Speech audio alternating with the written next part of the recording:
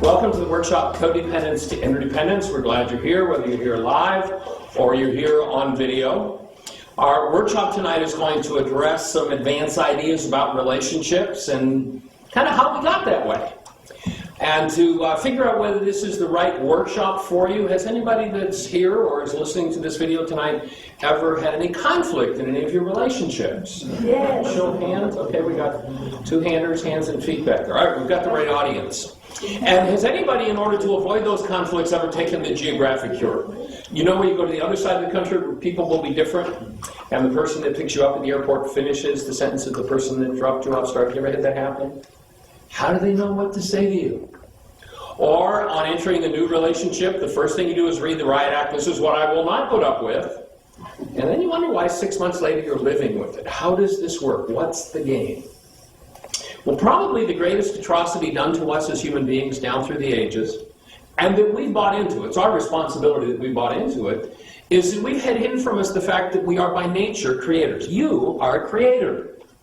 Which, of course, is an idea that virtually everybody likes when things are going well.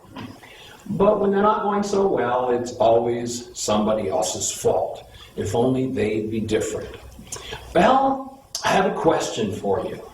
And that is, if you've been through a particular painful reality 87 different times with 42 different people, you might want to notice you're the one that was there every time. And maybe your life has got something to do with you, and maybe it's not all about them.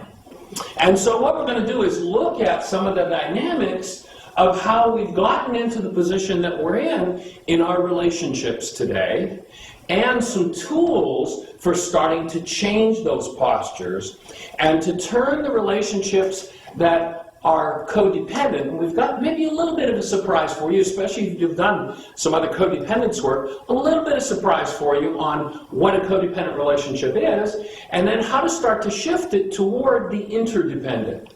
One of the things I've observed over the years with people who have done codependence work is oftentimes they use this as an excuse to stay away from relationship. Well, you know, I'm codependent, so I just don't. It's like, no. You want to go there and transform your codependence. Because to know your codependence and remain pigeonholed there, you might as well have never found out you were codependent if you're not going to change that dynamic. And the place that it changes is inside the context of relationship. And so that's what we want to look at, is how to do that. And we're going to get you started right off with a worksheet. And the worksheet process that we're going to do is going to invite you to fill in some blanks. And as you fill in these blanks, for those that are in the audience, if you copy someone else's answers, we know you're codependent. So please don't copy anybody else's answers. Everybody's got the worksheet, and for those who are watching the video, you can go to our website, www.whyagain.com, and get a copy of the Codependence Worksheet. And the first thing we're going to ask you to do is to make a list of everybody in your life that's ever offended you. Now, for some, there might not be enough paper in the world. Okay. Then just, do the first dozen or so, your dirty dozen. The names of the people, and that's the first list, or the first set of blanks, is the people who've offended you. And then, starting there, move into, just very briefly, this is only for your use. I'm not going to look at them. It's for your use. Very briefly, the nature of their offense. Just a couple of words that'll key you into it. You don't need to write a volume. And then, what is your punishment thought? What is it you want to do to them for what they've done? And then the fourth set of blanks is where we're going to ask you to just very briefly detail your advice to those people who've offended you. The fifth, we're going to ask you to leave that column empty. We've got a surprise for you a little later in the workshop. Are there any questions about those instructions, about what to do with the worksheet that you've got? Okay, well, let's go ahead and get your first few in there. And if you would, you may not actually get through a dozen of them, but we'll ask you each one that you do is to make a list of a few names and then go all the way across so you've got 4 of the columns filled in for at least a few of the names before we go on to the next step in the workshop. Now, is everybody breathing? Does anybody notice anything happening with your breath? What did you notice? Shallow. It's shallow. You stopped. Okay? the breath is a key to how information moves within our human energy system. If you hold your breath, that's a way that you lock and hide things from yourself. And once you start hiding things from yourself, it's guaranteed you're moving into codependence. So I'm going to just invite you to keep your breath moving as you do each step in the process, because you'll have deeper access to those parts of your own mind that maybe you're not very acquainted with. And one of the things we know is that unless you can come into conscious relationship with every part of your mind, the parts of your mind that you are unwilling or unable to come into conscious relationship with are the ones that run your life. And so we're looking to empower people to be in charge of their lives by being able to look at everything that they hold. And by the way, as you do the worksheet, it's not fair to put the same name in every blank. Okay? Just so you know that. And of course, you know what a codependent sees at the last moment of their lives. It's someone else's life flashing before their faces. No, just kidding. All right, let's go ahead. So your question just now was, what's the punishment thought about? And that is that if you hold a punishment thought, we're asking you to just make note of it. That will be useful in some other work you'll do around this worksheet. And it might be, something you want to do to them. I want to punch them in the nose, I want to yell, I want to scream, I want to run away. Or it might be self-punishment. Oftentimes people in codependent relationships turn that punishment on themselves, and they do things like, I want to disappear from my life or give up my power. So we're looking to, or inviting you to, really look at what those punishment thoughts are. And so you've got your list in front of you now, and as you look at your list, that's your list of codependent relationships. Everybody that you put on that list and thought about putting on that list but maybe did not are your codependent relationships. And of course someone might say, well, Michael, how do you say that? When you think somebody else can cause your mind to output something, a reality, what we'll define as reality, you just stepped into codependence. You're saying that somebody else is responsible for the output of your mind and the content of your mind. If you live in that world, you live in a world of codependence, and you actually think that somebody else should be able to change your mind, which of course is ludicrous. These are the people you've got on the list are the people that you have given away your power to by blaming them. And the only way to reclaim the power that you appear to have lost, because you've lost none of your power, you've just hidden it from yourself in your brain's image of them. That's why you think they are the cause of your upset. Now, how do I get to that? How do I say that? Well, we're going to put in some ideas of physics here, and I'd like to quote Einstein. Here's what Einstein says. He says, on such things as matter, we have been all wrong. What we have heretofore called matter is energy, energy whose vibrations have been so lowered as to be perceptible to the senses. Einstein says, quote, there is no matter.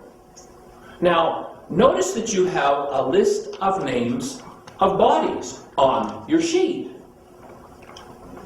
Matter. And I'd offer there are no bodies out there. Which, of course, is just such a huge challenge for the human mind. Leads me to another thing that I love that Einstein says, and that is you can't solve a problem with the mind that created it. So here we are with the mind stuck in a problem trying to change it. And it's hard to do. The classic way of getting past that dilemma is through a parable. And in Aramaic, the word parable means parallel meaning. It's something you lay alongside something that the mind understands. However, it allows a different message to sneak through for us to start to see differently. Now, we can stand till the cows come home and try to explain to just about anybody on the planet that there's no such thing as a body, and the mind goes, but everywhere I look, there are bodies. Obviously, there have to be bodies. And so we need a parable to break through that one. And here's the parable I would like to offer you.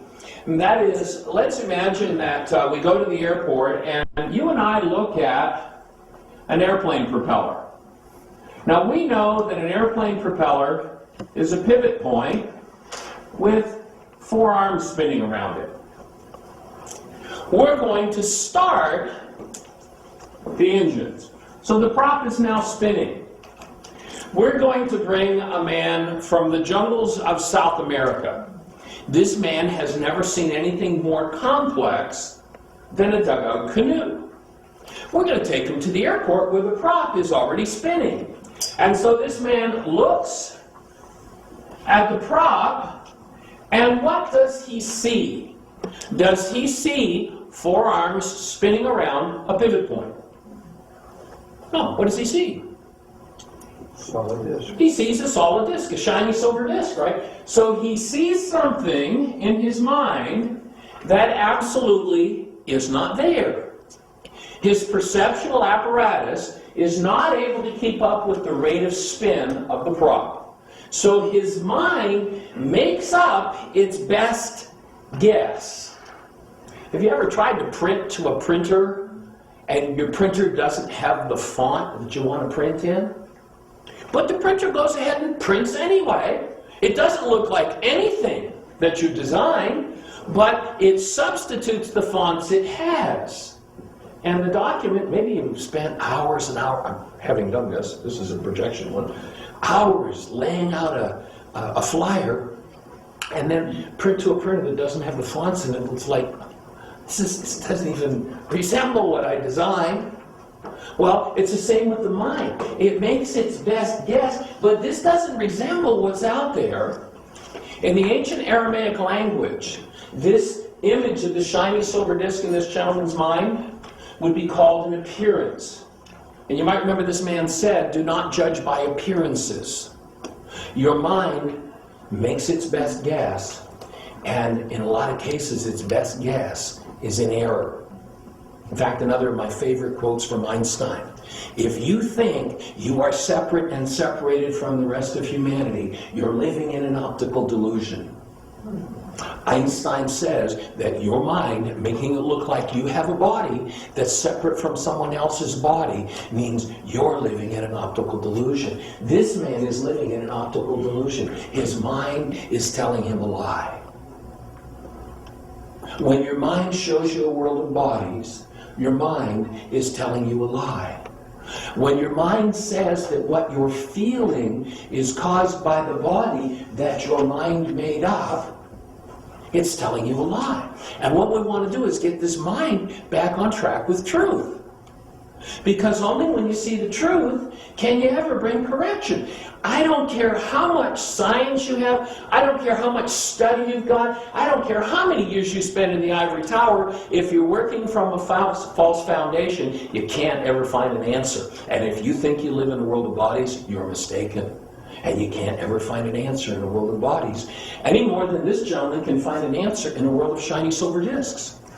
For instance, let's imagine he's going to stick to his conviction.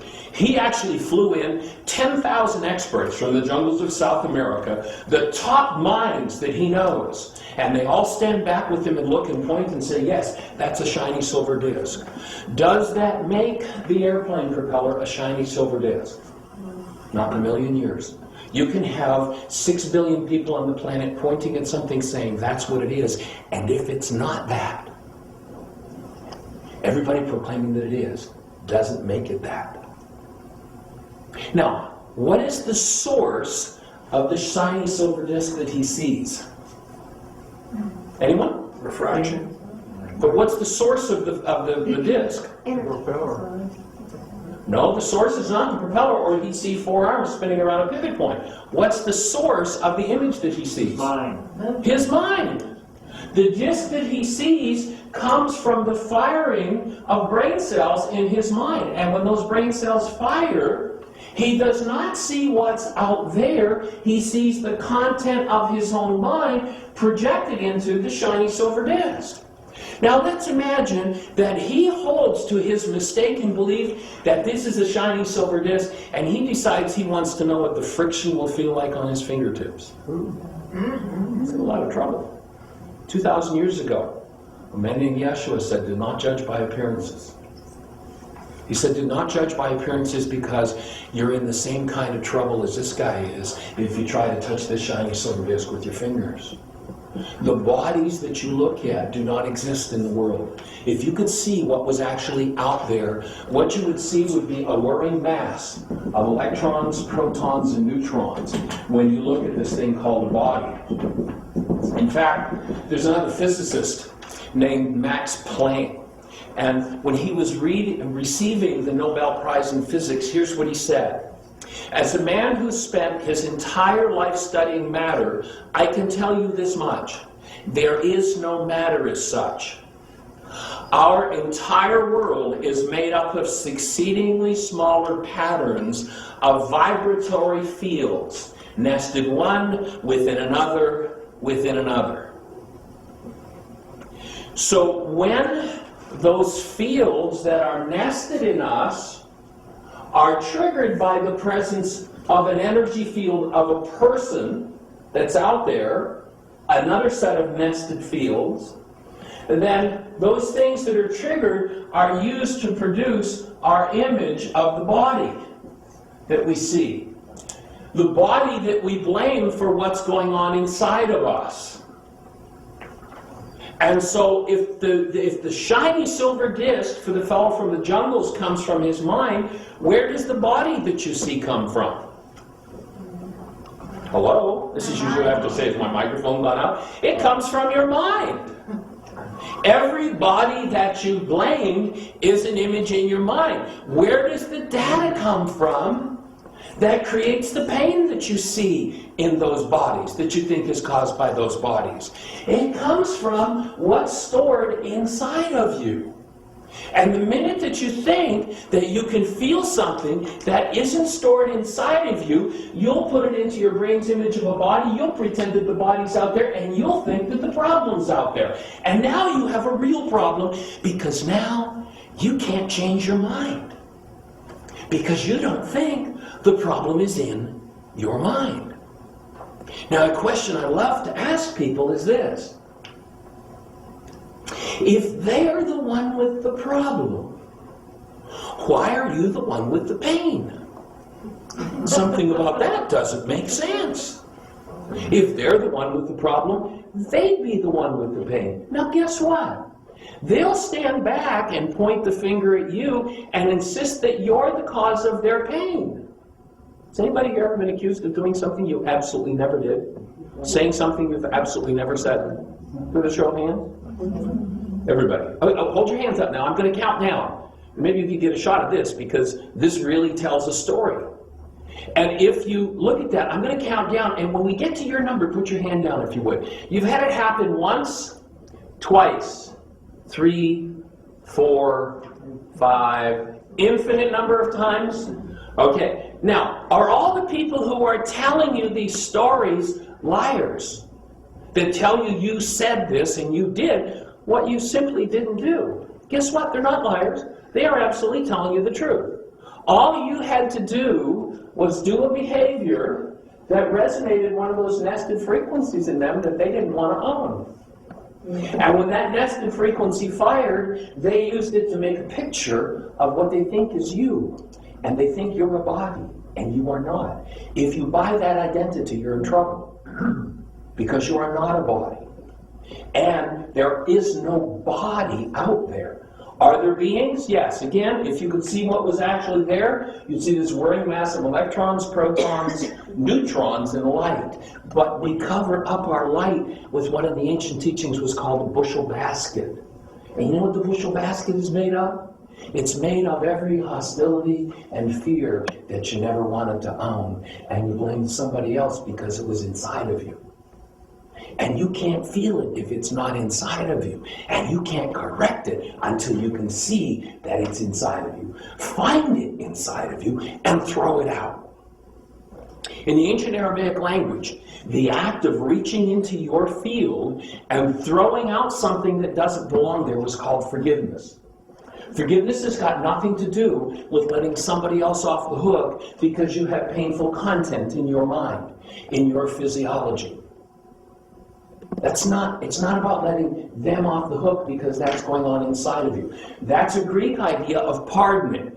Oh, you did something terrible. I have all this pain inside of me, which of course has nothing to do with me. It must all be your fault, but I'll forgive you. That's called pardoning. You know, sometimes people do some crazy stuff. And so you may choose to pardon them. You know, that was crazy, and I let you off the hook for that. But what I discovered through your behavior, through your craziness, is that I have some trauma energy in me that I'm ready to deal with. Thanks for showing it to me. And then if you know how to forgive, you will reach into your field and you will remove what never belonged there in the first place. You know, in the ancient Aramaic language, the word sin is an archery term. And it has to do with firing at the target. When you fire at the target and you miss the bullseye, the scorekeeper yells sin. You're off the mark. It doesn't mean some terrible, awful thing you've done. It just means an energy that doesn't belong in your field. And when you put an energy into your field that doesn't belong there, your field says, ouch, that hurts. But we try to pretend we're not responsible for our hurts, and we want to make it all about somebody else.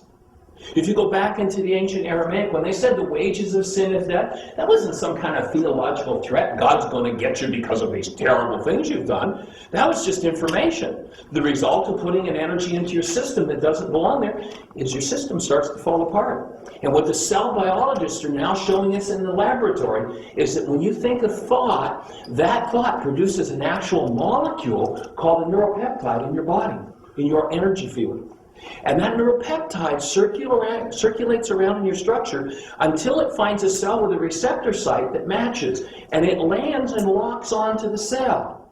And then the cell replicates the neuropeptide chemically, and you get to live with the chemistry of your thoughts. That's the only cause of pain you will ever confront.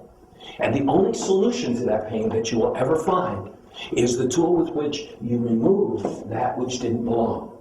Now, that's not going to be the topic of our workshop tonight. That's something we cover in Why Is This Happening to Me Again? The how-to of removing those things that don't belong. Tonight, we're looking at the codependence aspect to look at a different tool than that for how to start to find those parts of our minds that never belonged in our lives in the first place. So when you recognize that a body is an image in a mind, and you blame a body that comes from your mind for what's going on inside of you, you are by definition codependent.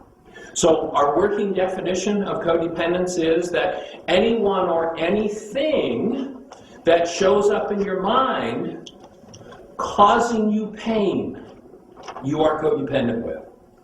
And when you go into codependence with something or someone, I was a kid, one of my favorite films was this film where these guys were in this old, Model A Ford, and they rob a bank, and they're racing out of town away from the cops, and the guy's driving high speed, and he runs off the road and smashes into a tree.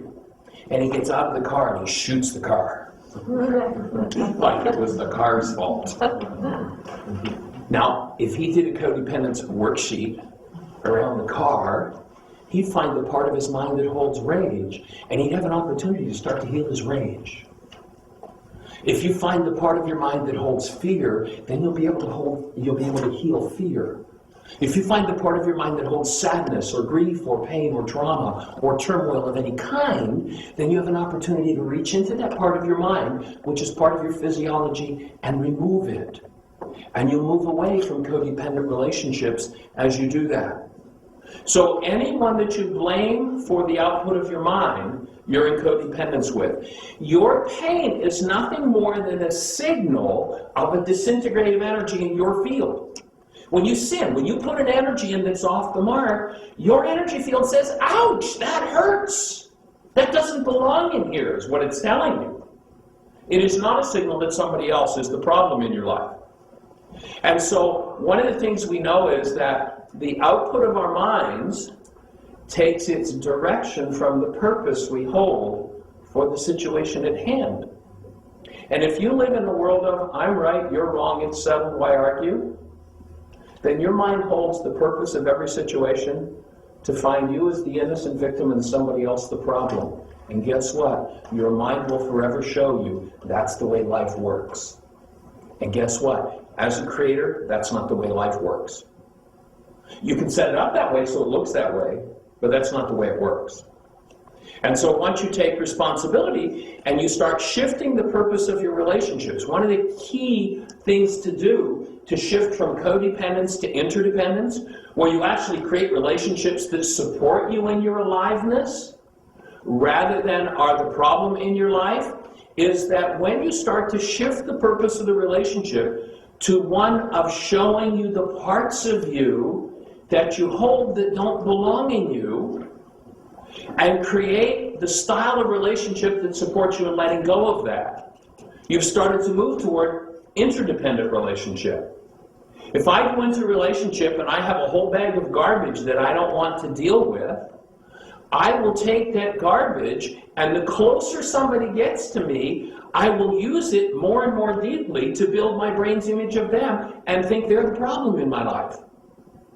Once I take responsibility, and instead of having to find somebody else to blame for my problem, I start to create relationships where I'm adult enough to go, I've got a bag of garbage. I've got turmoil, I've got trauma, I've got hostility, I've got fear, and you know what? One of these days you're probably going to step on it for me. And when it comes up, what I'd love to do is to create a space of support so that when you step on mine, I've got your support and healing. And I don't have to blame you anymore. And when I step on yours, instead of blaming me for it, I'll stand there as a space of support for your healing. Are you interested in doing that kind of relationship? That transforms everything. Because now, having established a new purpose for relationship, your mind shows you totally and completely different evidence. This human mind is a purely and strictly evidential device. And there's some Harvard research that shows that in a time frame where 10,000 brain cells fire, that is, there are 10,000 measurable units of electrical activity firing in this mind, the max amount of information that goes into building the reality that you see at the moment is 9 bits. And it's been estimated in the same time frame, there are approximately 20 trillion bits potentially available. When you're looking at 9 bits out of 20 trillion, you're looking at evidence. You are not looking at facts. And through this evidential mind, the only evidence you ever get to see is evidence of your own BS. That's belief system, of course. Right. Has somebody got a different reality for those initials? If you have a different reality for those initials, I'll invite you to notice that's the content of your mind, not mine. I see people, I put that on a board, and I see people get upset. How dare you write that stuff on a board? It's like, notice the nature of a person's upset. They would be upset about the initials BS on the board. They'd be upset at the content their mind holds for those initials, not the one mine holds. Mine holds belief system. I'd offer that. The only way you can ever possibly be upset in a relationship, whether it's a relationship with the person you look at in the mirror in the morning, or the person you live with, or the person you work with, or the guy walking down the street, the only way you can be upset with a situation in a relationship is if your physiology holds in it upset. If you live in codependence, you can't ever change that upset. When you move to interdependence, you will start to create more and more relationships in your world that support you in walking through that pain, that turmoil, and that trauma. That's the idea of moving to interdependent relationships. So while the average person says this workshop is about relationships, in a sense it's really not. It's all about you. It's about you learning how to take responsibility for the content of your own mind, and when you don't like it, acquiring the tools with which to change it. The first trick in changing it is being able to get to see that it's yours, that it's about you.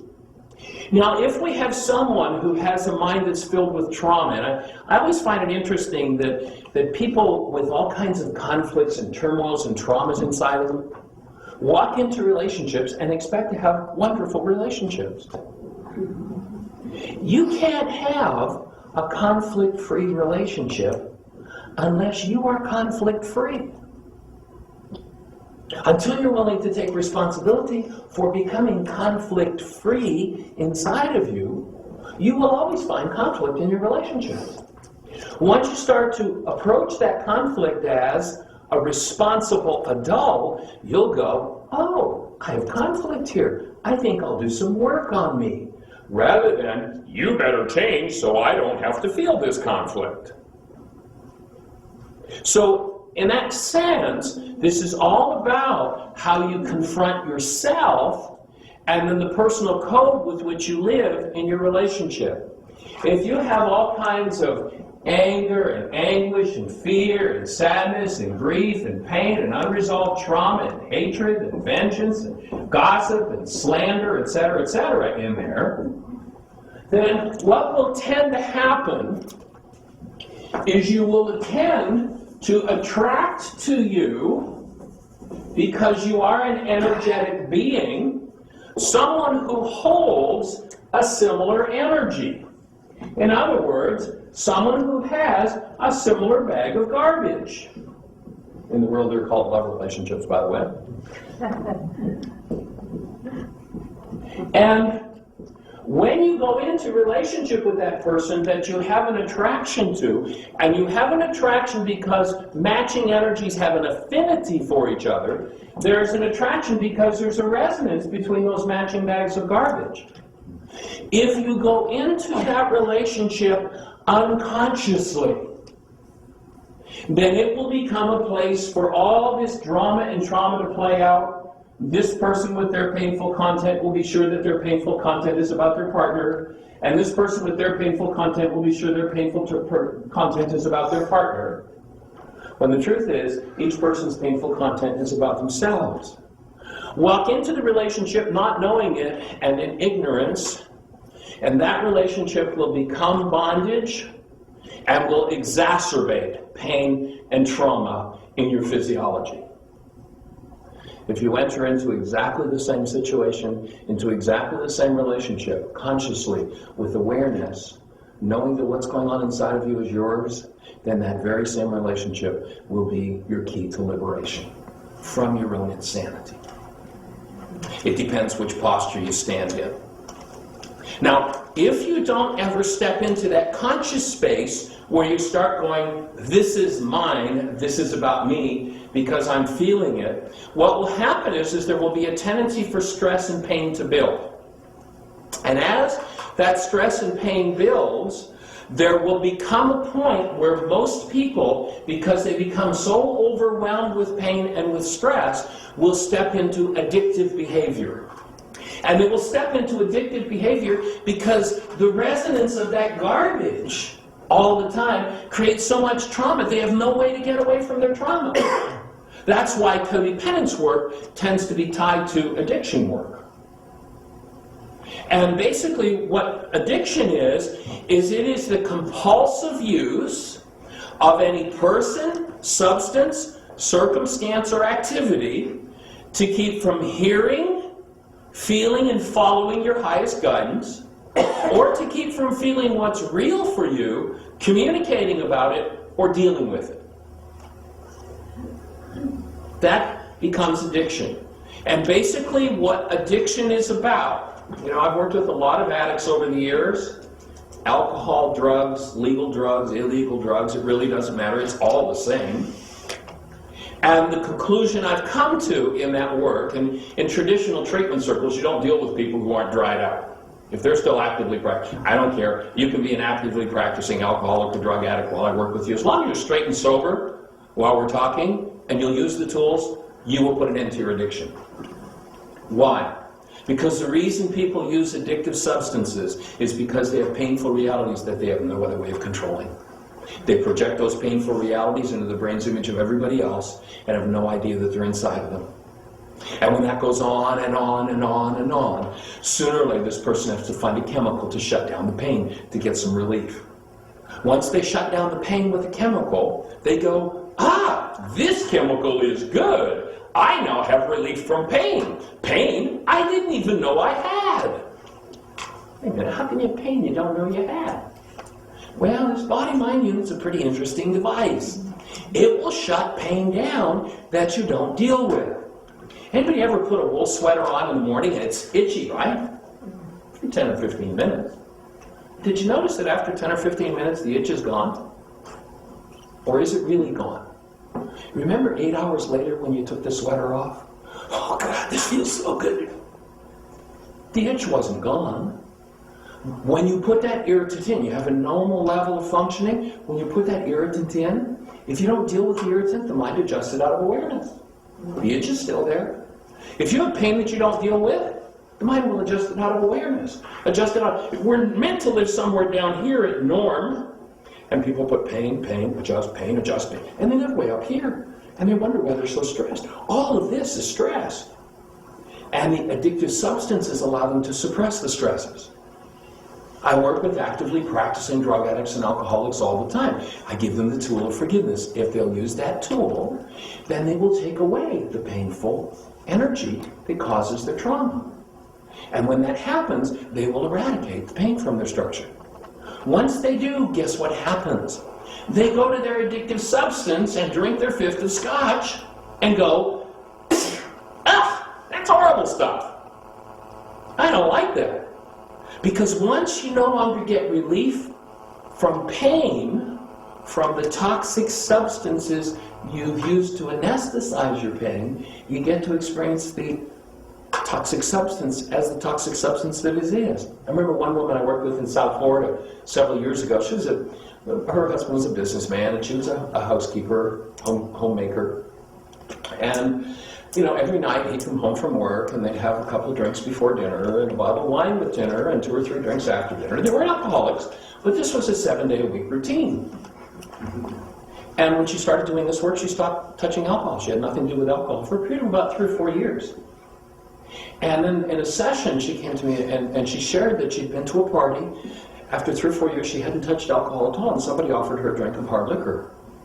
And she said, oh, sure. And she drank it. She said, that no more than got past my lips, and it felt like razor blades in my kidneys.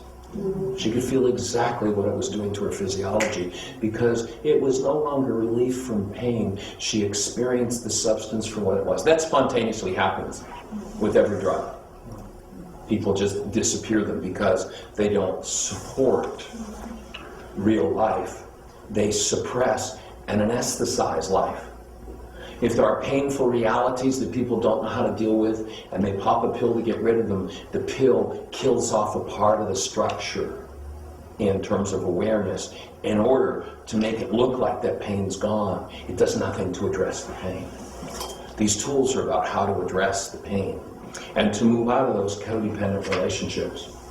By the way, have you heard what's similar about the codependent and the creator? What's the same about them? They both have a plan for your life. And you'll notice that your codependence, one of the things the codependent believes is, if I could just control everybody and everything would be okay. Because then nobody would come near my pain and I wouldn't have to look at it. That's the unconscious part of it. But we're looking to go in the opposite direction. We're looking to invite you to look directly and face your pain, right straight, square up. Now that's not Dr. Feelgood. But you really don't have a choice about whether you deal with it or not. You deal with it either consciously, which means you can walk through it, or you deal with it unconsciously, which means you never get to see that part of your mind, and that part of your mind is the part that creates the chemistry that kills you. Once you take responsibility and move through those painful realities, then you're free of them. There's no choice about not experiencing them. The experience that comes to someone who refuses to experience that pain is that it's experienced as the aches and pains of aging and the traumas and diseases that they have. They get to experience it anyway. But that kind of experience doesn't resolve it, it just leads to more of the same. The experience of being able to confront directly, though not Dr. Feelgood, is what allows people to move through and alleviate the aches and pains of aging. Because energy systems can't age. It's not true about us. And one of the most common drugs on planet Earth, and one of the fastest ways there is to jump into codependent relationship, is with hostility. Hostility is an internally produced drug that anesthetizes the pain that we've created in ourselves. There's a French writer that wrote, Where men elsewise would weep, they rage. All rage is the use of a drug to cover pain. And over the years of doing this work with people, we work to get people's rage and fear and anger to come up. And when it comes up and you can get somebody to drop that for just an instant, they go right into their pain, right into the trauma that underlies and that they're covering it with. Now, hostility is one of the more difficult drugs to break away from because it's free and the supplier's internal. You can't just say, okay, I'm not going to the liquor store anymore. But I suggest that people go on a more strict regimen of a 12-step type program if they are hostility addicts than they would if they were alcoholics. Because you've got to break away from the supplier and you can't be a user. You've simply got to stop using. And the way you stop using is you start to take responsibility and recognize this hostility is a drug which I choose to stop. And then you start to address the pain that underlies each time the hostility comes up. Otherwise, what you will do is when hostility comes up, you'll point it at whoever it is you want to change your mind. Whoever it is you want to pretend it's all their fault. And that's the person you'll give your power to. That's the person you'll resent because you'll think they're the cause of your pain, and they are not.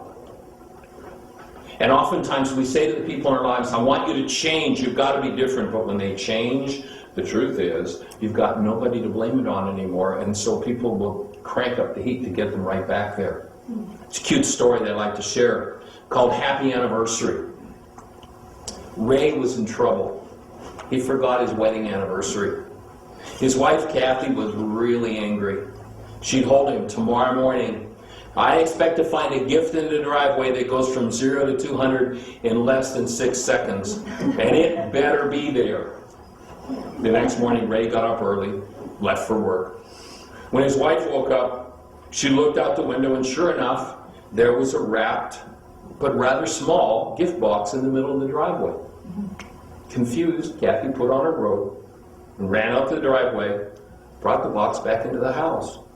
She opened it and found a brand new bathroom scale.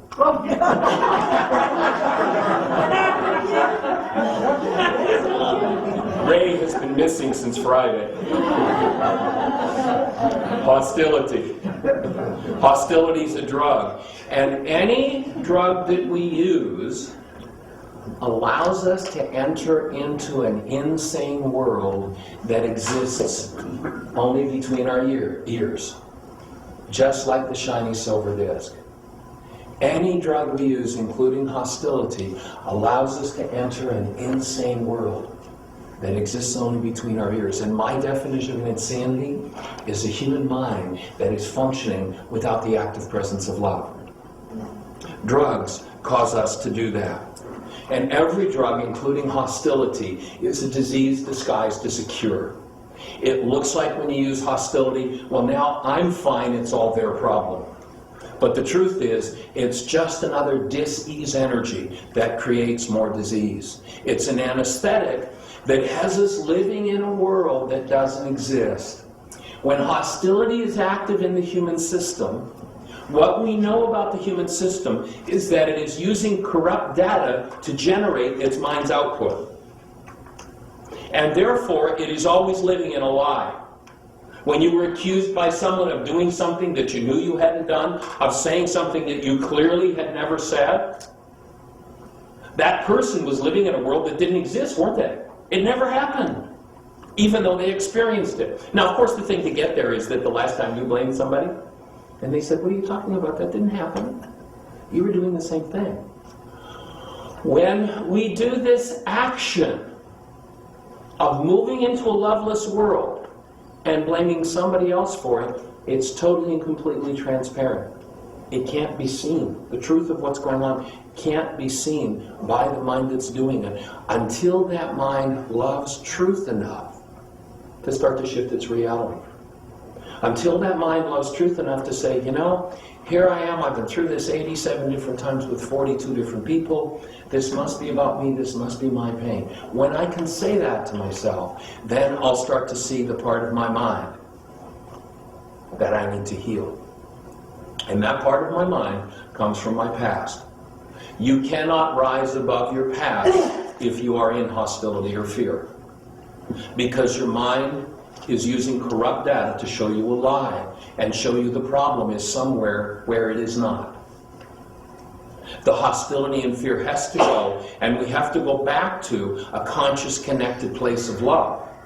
We have to start to cultivate the ability to connect to love in the presence of our pain, to start to shift out of that insane mind. We have to start to cultivate the ability to go back to a connected space of love, to get out of that insane, loveless mind based in hostility or fear that is always telling us a lie. Until you come into conscious relationship with your unconscious dynamics, that part of your mind will run your life. You'll remember in the scriptures they said, take care of the heart, for out of it are the issues in life. That wasn't about theology.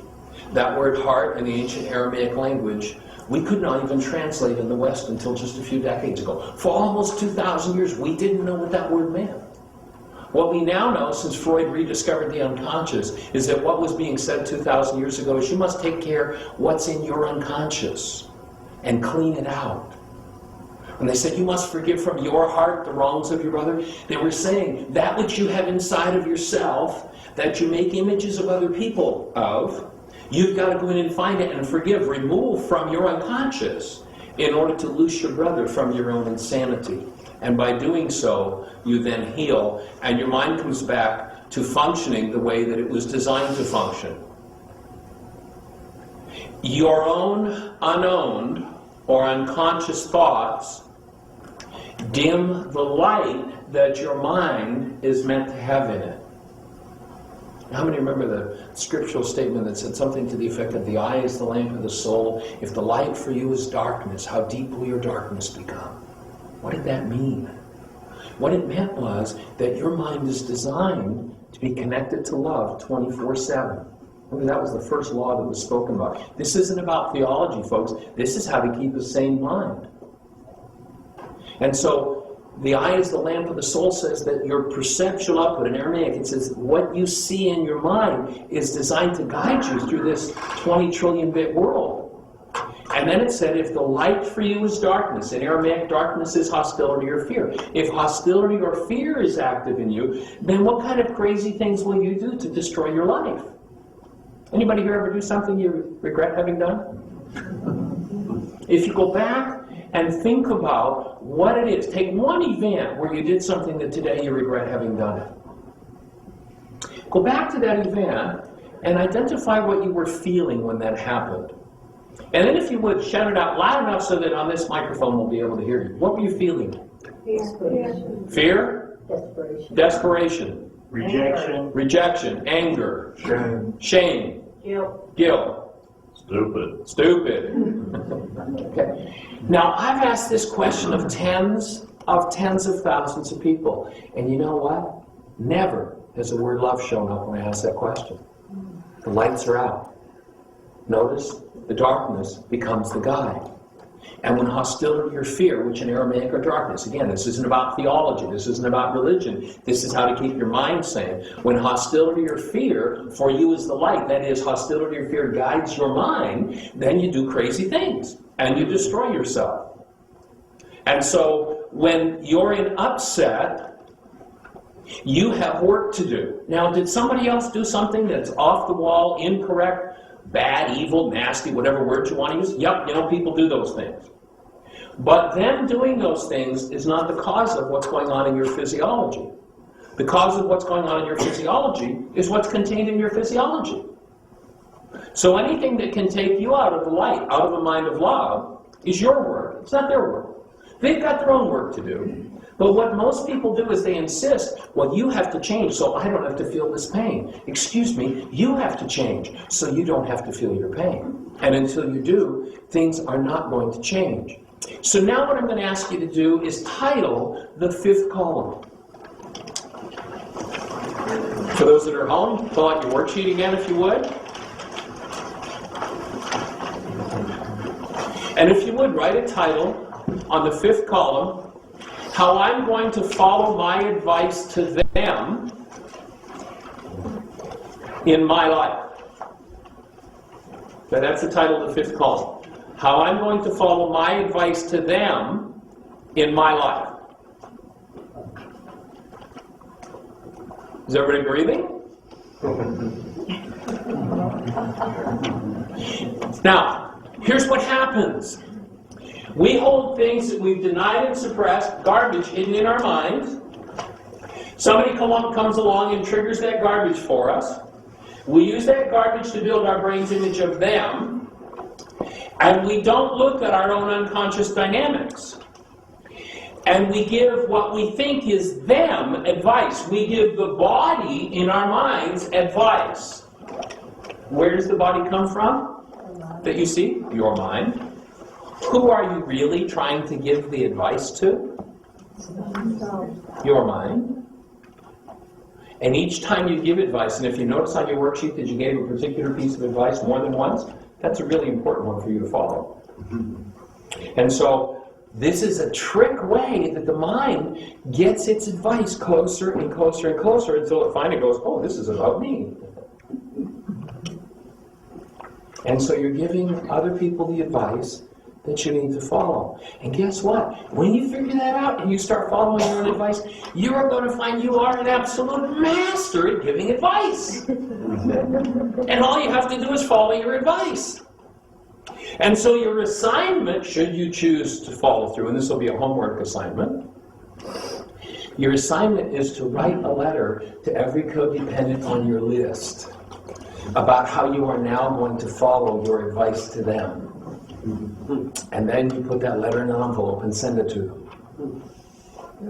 And the degree to which you are now holding your breath is the degree to which you've been lying to yourself and pretending that it's about them. No, you don't have to send it, burn it. But all of the advice that you're giving is advice that you're trying to get to your own brain cell structure. Because no body shows up here that doesn't come from your mind. You're not trying to give advice to anybody else. Now, you can come up with all the stories you want, but the reason you're giving advice is because you're feeling something you don't like. And if you're feeling something you don't like, you're feeling the effect of something that you hold within your own energy field. That's about you. What humans do who live in codependence is that when they were this size, and we'll get into that dynamic after the intermission, when they were this size, they were used by what we'll identify in the second half of the workshop as your power person. And what happens when we grow into so-called adulthood is we become the user. We use our brain's image of them and this person to try to keep from having to face our own pain directly. You ever felt used by somebody in your life? Guess what? That's what it is. They're using you as a place to project what they don't want to deal with in themselves. And so the person that lives in codependence is a user. And it comes from, as we'll uncover a little later in the workshop, that unconscious codependence dynamic. In the codependent state, we hallucinate. That is, when you see a world of bodies, you're looking at an hallucination. There are no bodies out there, I promise you. Now, people say, well, Michael, gee, why are you standing up there waving that body around in front of us, telling us there's no body? I'm not saying this isn't here. I'm saying this isn't a body. Well, Michael, if it's not a body, if it's not solid, then how come when you clap your hands together, they don't just pass through each other? Well, when you understand physics and energy, what you understand is that these two things have a matching atomic magnetic structure. That means they create interference patterns for each other. When I clap them together, those interference patterns make them look solid. However, if I made my left hand out of radio waves, what would happen when I clap my hands together? It would pass right through, right? You really know there's nothing solid there.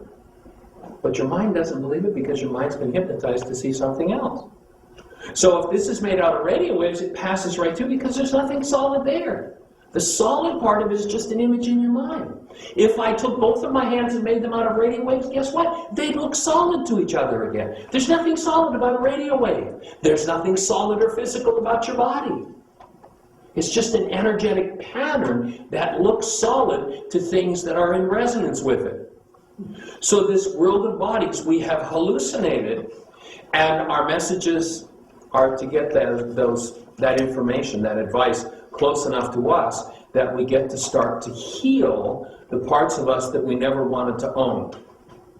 And you'll find your genius as you start to take your own advice. Now, it takes time to get to where you can actually take your own advice. It's kind of like a constitutional growth that happens. At first, it's oblivion. It's unconscious. It's like, Michael, you're crazy. You don't know all those crazy people that are out there in my life and what they've done to me, and it's all their fault. And that's just total unconsciousness. To think that you're not responsible for what's going on inside of you. Excuse me, but I'll challenge you. That's total unconsciousness. Now, it's the story I like to tell about, we've got a newborn, it's just a few days old, it's in a baby carriage, sitting on the sidewalk, beside a road where, mom comes along and parks the car, dad comes along and parks the car, doesn't set the wheels properly, it's on a hill, and the car starts to roll down the hill. The baby in the baby carriage is in oblivion. It doesn't know there's such a thing as a car. It doesn't know there's a hill. It doesn't know the car is rolling down the hill, and it knows nothing about the $100,000 damage done at the bottom of the hill. That's unconsciousness for the adult human. Now, if you take the 3-year-old and stand him beside the curb when the car is parked by dad and dad gets out of the car and the car starts to roll down the hill, the 3-year-old looks and goes, something not right about this. I don't know exactly what it is, and I sure don't know what to do about it, but there's I think mom should be in the car. Car's rolling down the hill, the damage is done. A 7-year-old stands on the curb, watches the car with nobody in it start to roll down the hill and go, oh my God, knows there's a brake, sure knows that the car shouldn't be rolling down the hill, and starts to run after it. But his legs aren't long enough. $100,000 damage is done. The 12-year-old stands on the side of the curb, the car starts to roll, it sees what's going on, knows about the steering wheel, knows about the brake, and takes off. It gets the door open, but can't quite get in the car to stop the crash from happening. And the $100,000 damage is done. The 12-year-old, the 16-year-old stands at the curb, and its legs are long enough, and it takes off, running, gets the door open, gets in the car, applies the brake, and the accident is stopped. 21-year-old parks the car properly, sets the wheel, sets the emergency, and the car doesn't roll. That's the constitutional growth that happens for us as human beings, as we move from unconsciousness, thinking the pain inside of us is all about somebody else. And then we start to discover it's about us. And we start to move from the unconscious newborn state to the 3-year-old, to the 6-year-old, to where we can start to put a stop to it sometime, to where all of a sudden we just don't go there anymore. That's the goal of this work. And it is interdependent relationships that allow us to go there. Only responsibility will take us there.